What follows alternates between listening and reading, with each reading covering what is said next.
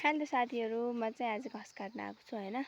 मेरो बाबु पनि आएको छ। हाइ कति छ र? अनि हाम्रो चाहिँ मकै यत्रा भइसक्यो हैन। हामीले चाहिँ मकै ढालेको छैनौं हैन।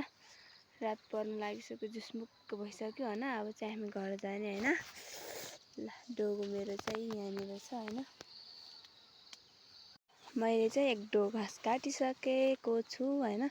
हाम्रो मकै हेर्नु यस्तो भएको छ। अनि मैले चाहिँ यो घाँस काटेको हैन, यो उंगली सारो हो हैन। त्यो कृषि घाँस भन्छ हैन, त्यो चाहिँ काटेको छु हैन।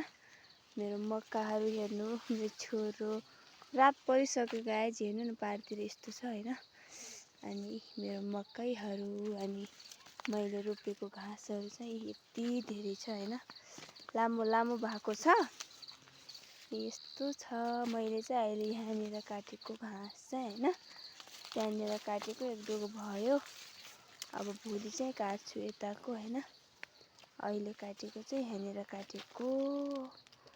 मैले चाहिँ राति भइसक्यो। हाम्रो मकै चाहिँ यत्रो भयो। तपाईहरुको कत्रो भएको छ है? सानो अब घर जाने हो? बाई भन्देऊ त।